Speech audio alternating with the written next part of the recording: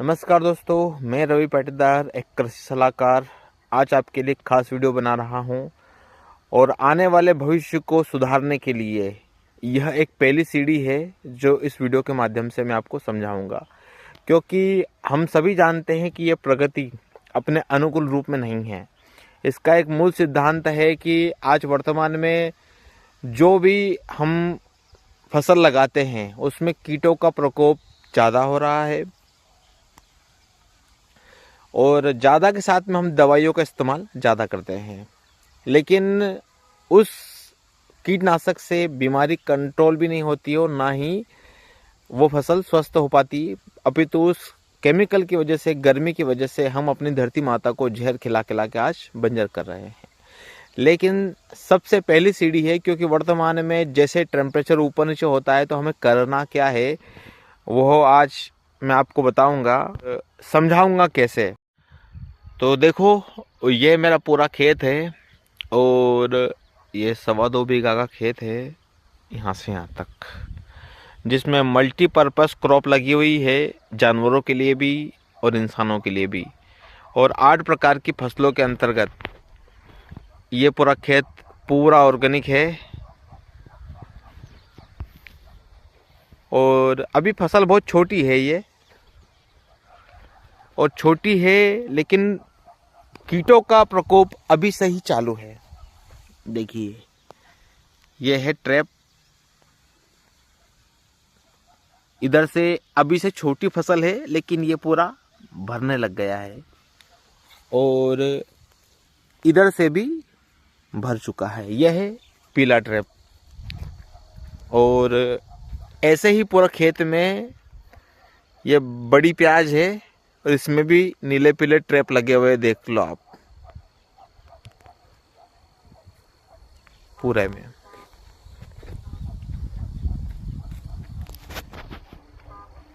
तो अगर आप चाहते हैं कि आपके खेतों में कीटनाशक का खर्चा कम हो, ये ब्लू वाला है, इधर से भी देखिए। अब साफ साफ इस वीडियो का सारांश समझिए। जिस प्रकार नर मादा के बिना इंसान अपनी पीढ़ी को आगे नहीं बढ़ा सकता, उसी प्रकार भगवान ने हर जीव जंतु को भी यही प्रोसेस दिया है। अगर आप 2 नर और मादा में से अगर किसी एक जीव की इस प्रकार चिपका कर मृत्यु करेंगे तो वह अपनी पीढ़ी को नहीं बढ़ाएगा। दूसरी बात, अब जो जीव बच चुके हैं उनकी नस्ल को कमज़ोर करके आप यह प्रोसेस अप्लाई कर सकते हैं। उसके लिए भगवान ने यह प्रगति बनाई है।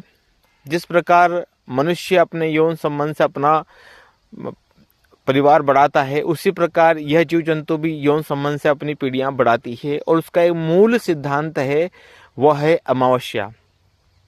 क्योंकि अमावस्या की काली रात में हर जीव अपनी जीवन शैली को बढ़ाता है। तो पहली चीज तो है कि अगर आपकी फसल इस प्रकार छोटी है, बड़ी है, फसलों के लगाने के तुरंत 8 से 15 दिन के भीतर ये ट्रैप आपके खेत में होने चाहिए, ताकि उड़ने वाले सारे मच्छर यहाँ चिपक के मरे।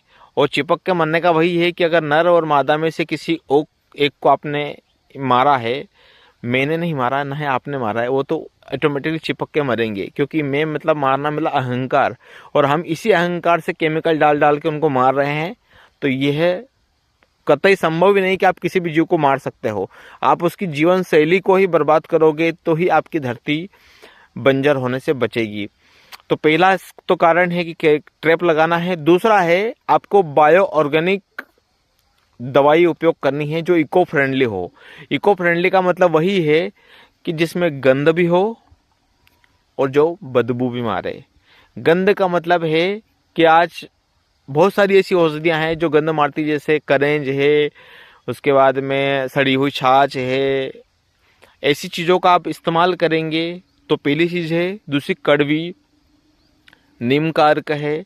अगर इन चीज़ों का घोल इन 5 दिनों में, अमावस्या के 2 दिन पहले, अमावस्या के 2 दिन बाद, अगर आप इस्तेमाल करेंगे तो आपके खेतों में वो जीव जंतु जो नर मादा का मिलन होने वाला है उस पर ब्रेक लगेगी।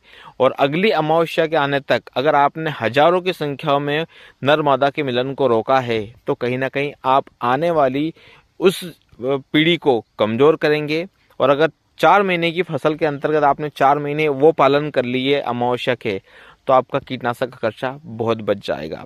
और अगर इस बीच में अगर आपको कीटनाशक लगता है तो महीने में एक बार अमावस आती है, एक बार पूनम आती है, तो उस पूनम के कार्यकाल में आपको उस कीटनाशक का इस्तेमाल करना है जो आप करते हो, और वो भी आधे डोज में। क्योंकि आधे डोज का मतलब वही है कि आधा डोज तो आपने उसकी पीढ़ी को बर्बाद करने के लिए लगा दिया, और आधे डोज में आपने उस जो पीढ़ी भाग रही है, दौड़ रही, उड़ रही है, उसको मारने के लिए लगा दिया।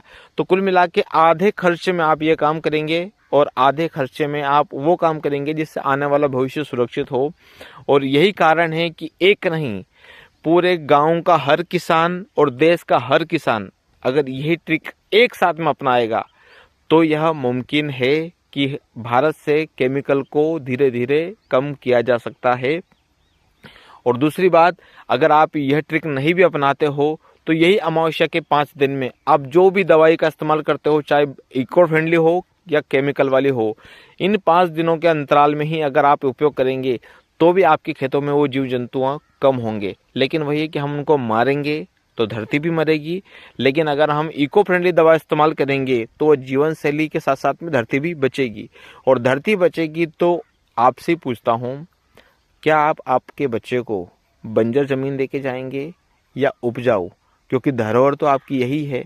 और जिस माँ ने जन्म दिया, 9 महीने में पेट में पाला, उसकी हम इतनी कदर करते हैं, तो जो धरती हमारे पूरे परिवार को पालती है उसके लिए आप कितने जिम्मेदार हैं और कितने लीगली अपने आप को उसके लिए महत्वपूर्ण मानते हैं, ये आपके ऊपर है।